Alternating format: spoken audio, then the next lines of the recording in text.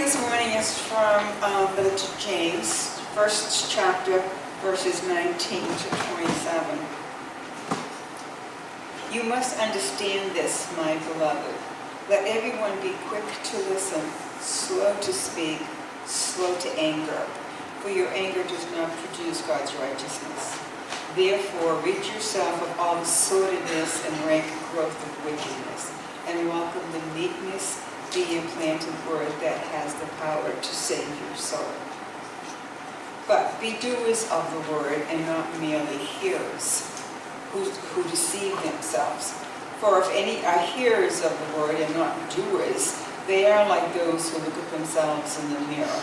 For they look at themselves and, on going away, immediately forget what they were like. But those who look into the perfect law, the law of liberty, and persevere, being not hearers who forget but doers who act, they will be blessed in their doing. If any think they are religious and do not bridle their tongues, but deceive their hearts, their religion is worthless. Religion is pure and undefiled before God the Father is this: to care for orphans and widows in their distress, and to keep oneself unstained by the world. The word of God for all people. Thanks be to God. We're a prayer together. Oh God, we give you thanks for your word, which we study and seek to understand.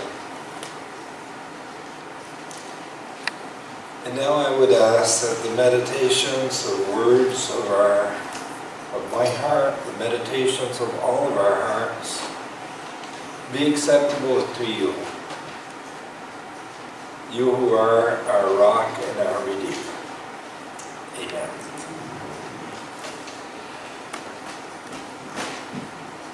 There's an African story about a hunter who went into the woods from his village with his bow and arrows, and he saw an elephant and killed it. He was so desperate, so very pleased. He thought, I'm going to have meat for the longest time. I simply need to get this elephant back to the village. So he put his rest of his arrows back in his bow and into the quiver, and he tugged at the elephant's leg, and it didn't move an inch. He tried another part of the elephant, pulling, and didn't move an inch. And he thought, well, I'll go to the village and ask them to help me. So I went into the village. He said, I shot an elephant. I killed an elephant with my bow and arrow, and I need some help to get into it.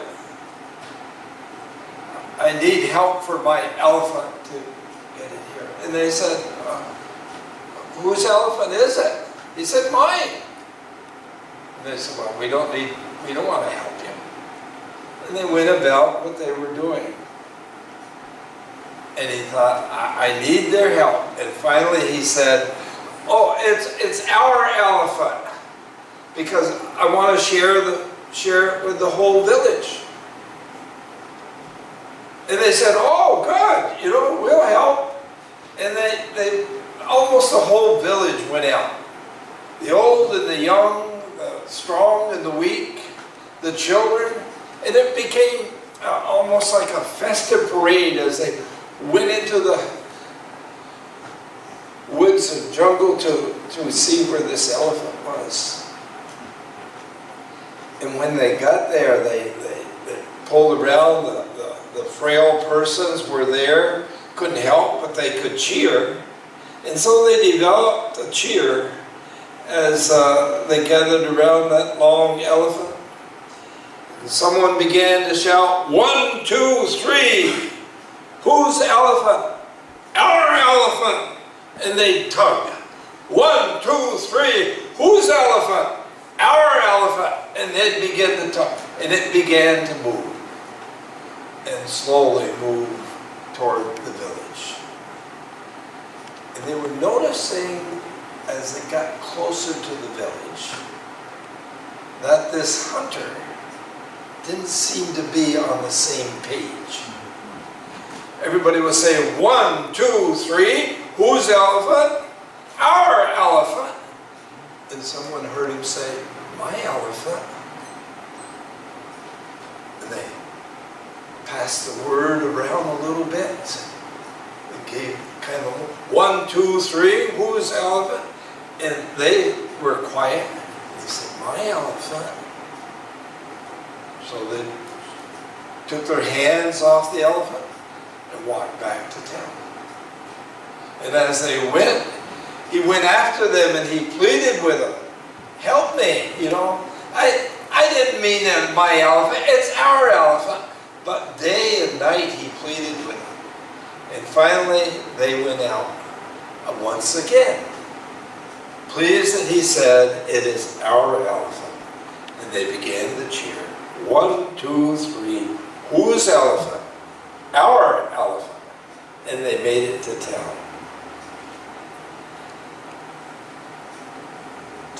That's a good parable for the life of the church.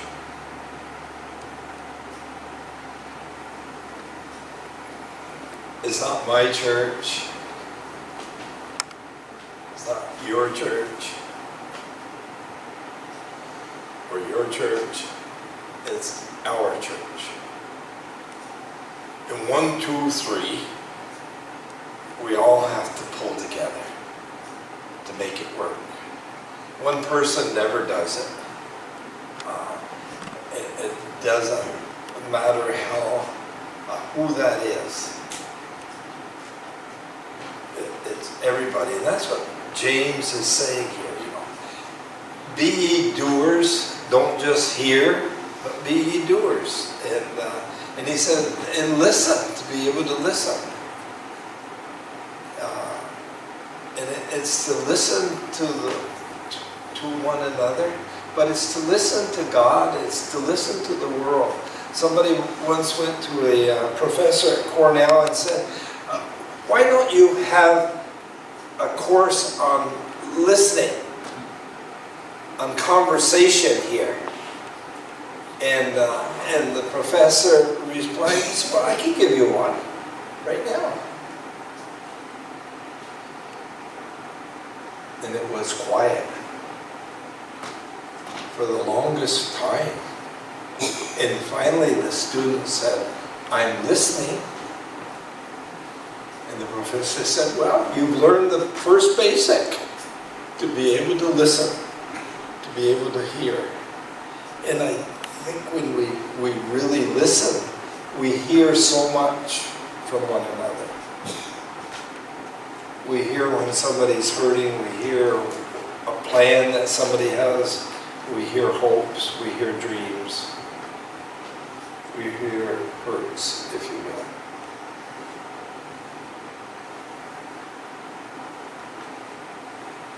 Bob McDonald, I think his name was, Bob McAllister, excuse me,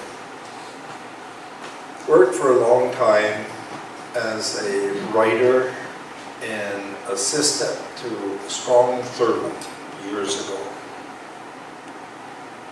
And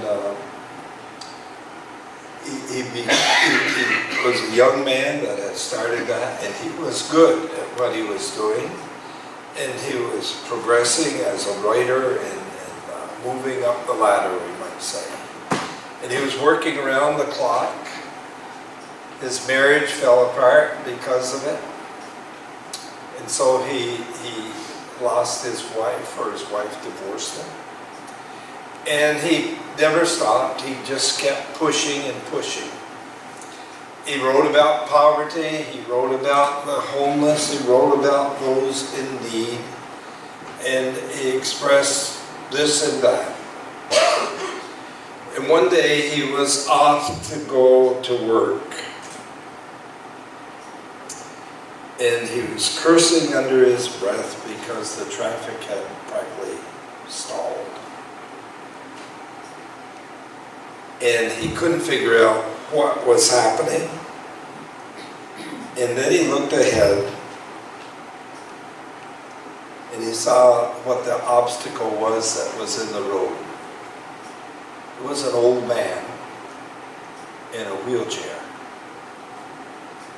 moving in the traffic with cars on each side of him, trying to go forward on the highway. It was obvious on this day that this man was straining hard. Sweat was pouring down his face. He had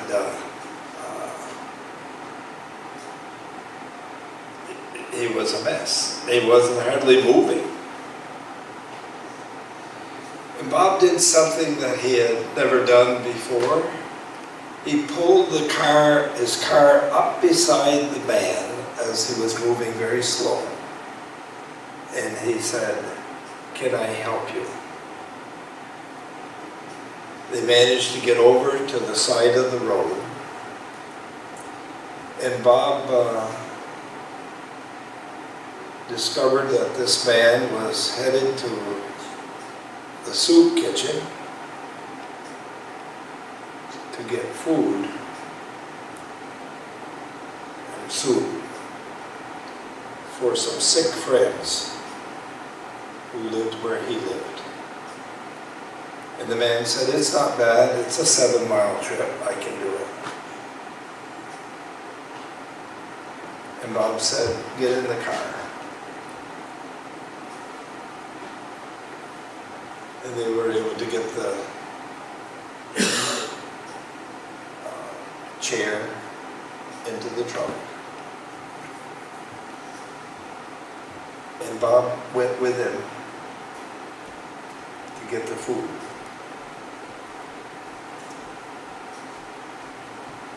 And then he brought it back to this man's friend. And he spent all day with this man and his friends. For the first time in Bob's life, we might say,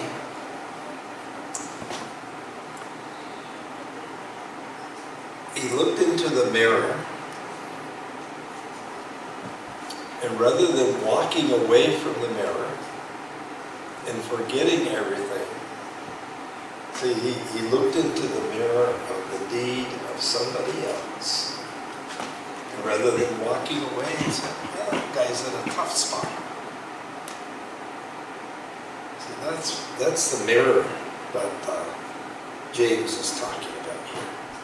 It's not just the mirror that you and I looked in this morning, realizing that God once again had a sense of humor. But he looked in the mirror, is looking into the mirror of those in need and not walking away.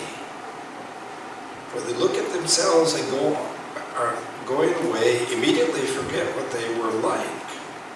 But those who look into the perfect law, the law of liberty, and persevere, being not hearers, but who forget, but doers who act, they will be blessed in their doing. And I think that's what happened to him. He said that turned his whole life around. I've written speeches about poverty. I've reported news stories about homeless families, but I had never seen poverty up close. And Bob writes, "I wonder how I could have been so near all those years and still so far away." But he became a doer.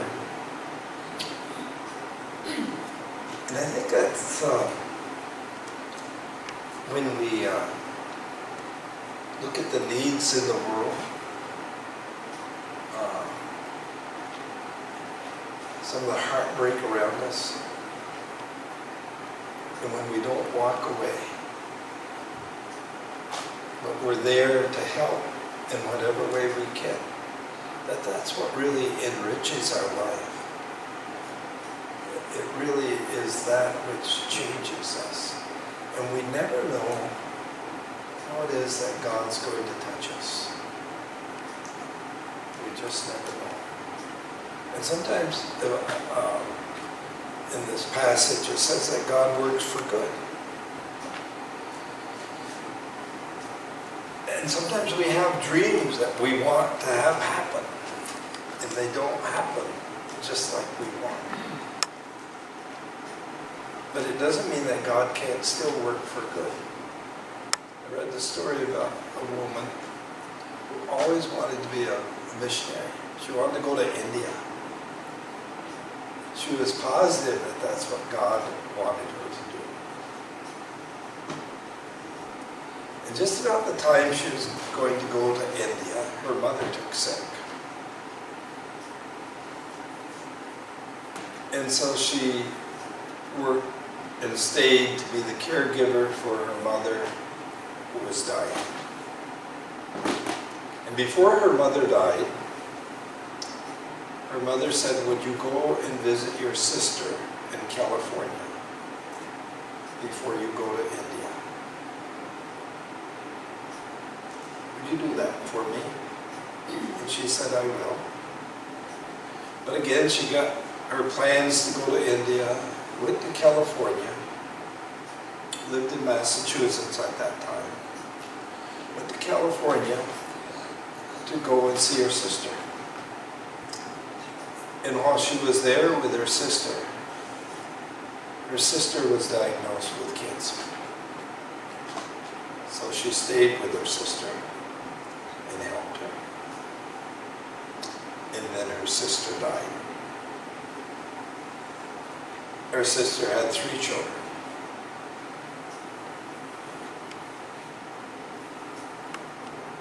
So she stayed to help the husband, to care for the children. And as the children grew up, she realized that she never was going to go to India.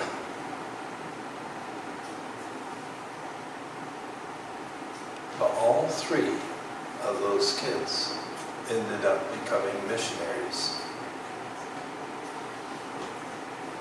I don't know where they went, to India or not. But as she reflected on her life, she realized that God was guiding, not making those things happen, but opening doors for that which is good. And that's what God does in our church. That's what Jesus does. When we follow him, we look into his face and we see reflected back the needs of the world. And we don't walk away and we don't say, that's just for me to do, because that doesn't work. But there's sort of a 1, 2, 3. Whose elephant? It's our elephant.